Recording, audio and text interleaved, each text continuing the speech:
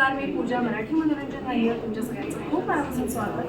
तर 31 मेला होय महाराजा ही नवी फिल्म अभ्यासाची भेटीला येते आणि त्यानिमित्ताने या चित्रपटामध्ये अभिजित दादा आहेत आणि त्यांनी मामाची प्रथमेशच्या मामाची भूमिका निभावली. सो मला जाणून घ्यायचं तुमच्याकडे तुमच्या कॅरेक्टरविषयी काय आहे, कसं आहे मामा.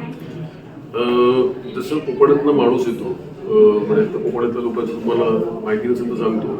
त्यांच्या बिचारांची काय फार मोठं जमीन जुमला वगैरे नसतो.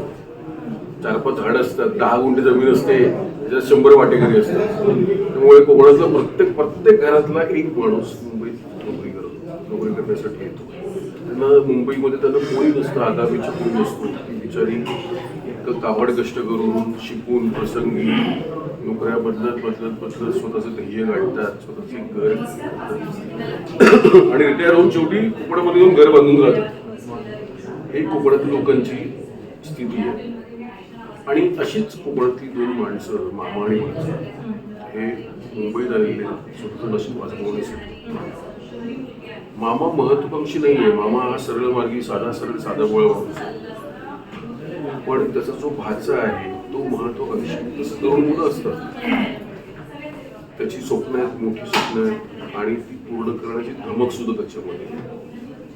पण जेव्हा महत्वाकांक्षा आपल्याला वाईट मार्गाला घेऊन जाते, सक्सेस मिळवण्यासाठी, यश मिळवण्यासाठी आपण जेव्हा वाईट मार्गाला जातो तेव्हा ते कसे प्रॉब्लेम्स येतात त्यांना, त्या प्रॉब्लेम्समधनं त्यांचा जो साधेपणाच त्यांना कसं तारून नेतो, हीच ही कथा आहे. आणि सुंदर पद्धतीने कथा गुंतलेली आहे. प्रसंगातून प्रसंग निर्माण होतात, ट्विस्ट आहेत, खूप छान अवघड वळणे आहेत या स्क्रिप्टची. पण ती सुबक पद्धतीने, विनोदी पद्धतीने दिग्दर्शकाने लेखकाने निर्माण केलेली आहेत. आणि ती शूट पण इतक्या छान पद्धतीने झाली आहे की मजा येते चित्रपट बघतानाच. आणि माझी खात्री आहे की मराठी प्रेक्षकांना हे कौटुंबिक मनोरंजन नक्कीच आवडेल.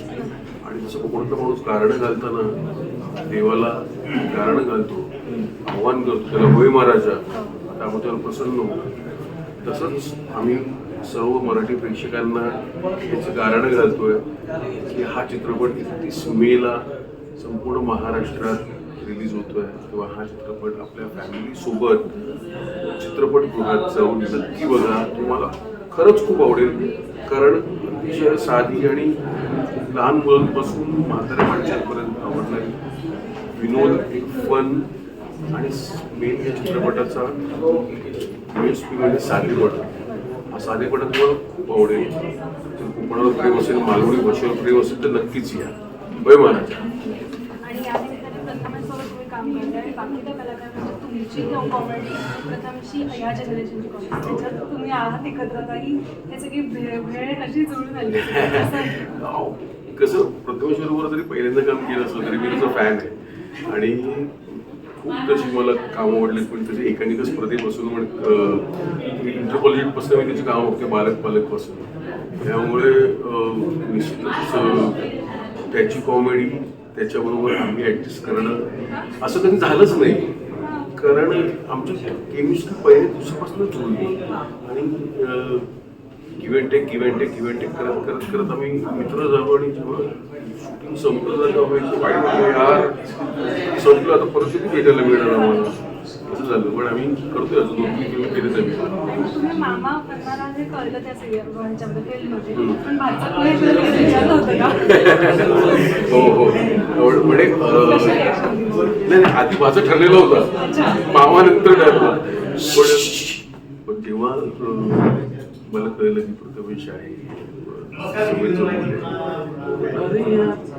म्हणजे आता असं ना की रेपो निर्माण करणं त्याच्यामध्येच फार वेळ जातो, 4-5 दिवसात. पण ह्यांचं आधीपासूनच ओळख असल्यामुळे, माहिती असल्यामुळे, मैत्री असल्यामुळे हे करण्याची गरजच नाही पडली. आमची पिकनिकच झाली फॅमिली पिकनिक.